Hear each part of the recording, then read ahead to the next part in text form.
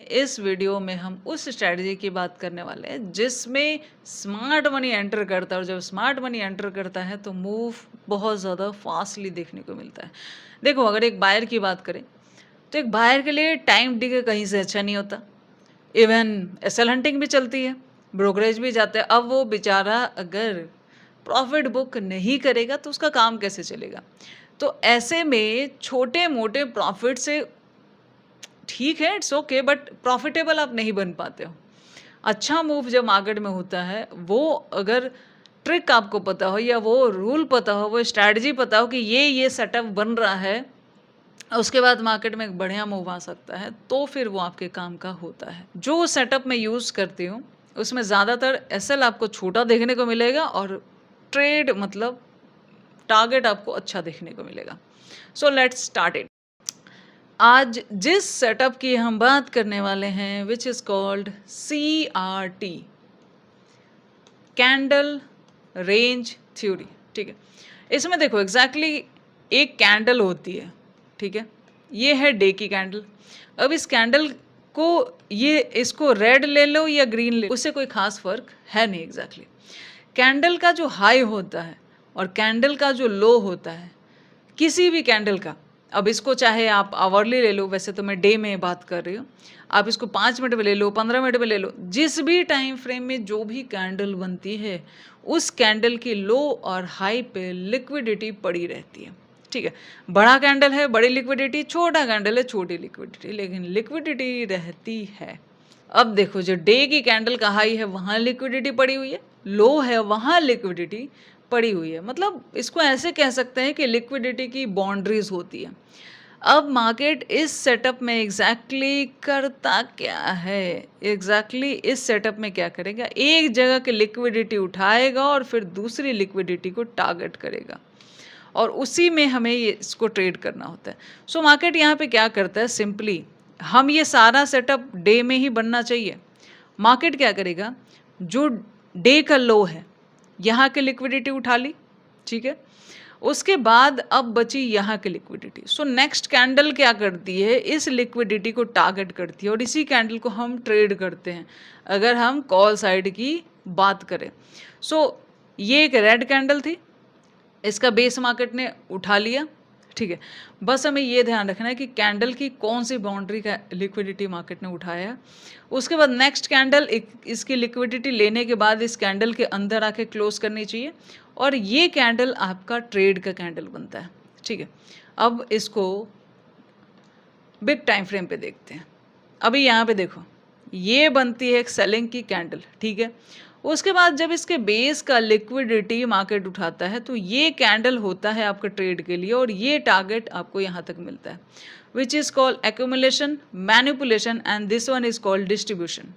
ठीक है, मतलब ये कुछ ऐसा है, यहाँ पे कह सकते हैं ये जो कैंडल यहाँ पे बनी और ये जो कैंडल बनी और उसके बाद ये तीसरी कैंडल बनी, this one is distribution, this one is manipulation and this one is accumulation. Technical language में, आसान भाषा में यहाँ और ज़्यादा बाइंग कराई गई, लोगों ने एंट्रीज ली, लोगों के एसएल नीचे पड़े थे, मैनिपुलेशन एसएल हंटिंग की गई, उसके बाद मार्केट में मूव आया। ठीक है, बस इतना ही मतलब होता है इसका। उसके बाद अब यहाँ पे ये पूरा एक सेटअप तैयार हो जाता है। सेटअप में क्या है, इस कैंडल की लो का लिक्विडिटी मार्केट उठा चुकी है, ये ग्रिप बनी और इसके अंदर क्लोज होगा तो ही ये सेटअप बनेगा, अदरवाइज लिक्विडिटी उठा के भी डाउन जा रही है तो फिर ये सेटअप वहाँ फॉर्म नहीं होता है। उसके बाद हम इस कैंडल पे ट्रेड करके यहाँ तक का टारगेट रखने का काम करते हैं।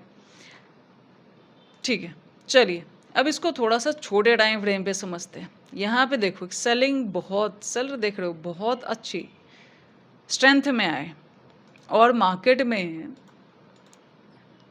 में जब एक अच्छी खासी डे के टाइम फ्रेम पे कैंडल फॉर्म होती है ना, तो इसका लॉजिक इतना ही होता है कि मार्केट में बहुत बढ़िया सेलिंग आई है और सेलर ने एंट्री ली है। भाई सेलर एंट्री लिए तभी तो रेड बनी। और छोटे टाइम फ्रेम पे देखें तो हमें यही दिखता है कि सेलर काफ़ी अच्छी स्ट्रेंथ में एंटर हुए। अब हमें सिंपली क्या करना है, इस कैंडल का हाई मार्क करना है और इस कैंडल का हमें लो मार्क कर देना है। ठीक है, बस इतना ही करना है। अब उसके बाद क्या होता है, देखो ये लो है, ये हाई है, मार्केट इस लो का लिक्विडिटी उठा लेता है, उसके बाद लिक्विडिटी उठाने के बाद इधर ही जाके क्लोज किया, ठीक है। अब ये हमें ट्रेड करना है इस कैंडल पे। सो इसमें एंट्री कैसे प्लान करेंगे, देखो मार्केट यहाँ से गैप अप होती है, गैप अप जब होता है ना तो थोड़ी बहुत प्रॉफिट बुकिंग सब हर मार्केट में जब भी गैप अप देखने को मिलती है ज़्यादातर टाइम पे आपको एक वहाँ पे प्रॉफिट बुकिंग देखने को मिलती है। अगर वो ग्रीन भी बन रही है तो भी अपसाइड में भी एक प्रॉफिट बुकिंग देखने को मिलेगी, फिर वो भले मूव करेगी, ठीक है। सो एक छोटी या बड़ी प्रॉफिट बुकिंग होती है। अब उसके बाद जब प्रॉफिट बुकिंग ये हो गई, सो आप यहाँ एंटर कर सकते हो या यहाँ एंटर कर सकते हो, जहाँ भी एंटर करो। आपका टारगेट सीधा इस कैंडल का हाई रख सकते हो या फिर थोड़ा बहुत इधर भी निकल सकते हो, दोनों केसेस में चलेगा। लेकिन अब बारी आती है कि एसएल कैसे प्लान करेंगे। देखो इस बेस से अगर देखो आप क्लोजिंग प्राइस के नीचे एसएल रख सकते हो या सम टाइम्स जो नेक्स्ट सपोर्ट है उसके नीचे रख सकते हो, ये डिपेंड करता है सामने वाले पे। लेकिन क्लोजिंग प्राइस के ऊपर ऊपर है तो आप एसएल होल्ड कर सकते हो, तब डरने की ज़रूरत नहीं है, ठीक है। और वैसे तो देखो यहाँ ये जो बेस है अगर इसको तोड़ देता है तो ही हम इस सेटअप का फेलियर मानते हैं, लेकिन ये बेस तक एसएल 172 पॉइंट कौन होल्ड करेगा, काफ़ी बड़ा हो जाता है। सो वहाँ तक हम नहीं रखेंगे, हम क्लोजिंग प्राइस के नीचे तक रख सकते हैं या कुछ केसेस में यहाँ नेक्स्ट लो के नीचे भी रख सकते हैं, इट्स अप टू यू, ठीक है। अभी देखो कुछ केसेस में जैसे अगर मार्केट इधर आती है और एसएल लेती है और दोबारा निकलती है, अब री एंट्री कर लो। देखो ना 50-60 पॉइंट का जो एसएल है उसकी जगह आपको लगभग 300 पॉइंट का डायरेक्शनल मूव है। अगर 300 में से 200-250 भी कोई निकालता है और 60 पॉइंट का एसएल, तो 1:4 वाला टारगेट रन किया ना। यहाँ देखो इधर भी निकलता है कोई तो 250 यहीं पे हो गया, उसके बाद भी मार्केट ने रन किया है। सो दैट्स द थिंग, ये सेटअप कुछ इस तरीके से यहाँ पे काम करता है। अब बारी आती है कि ये सेटअप क्या सिर्फ कॉल में काम करता, नहीं।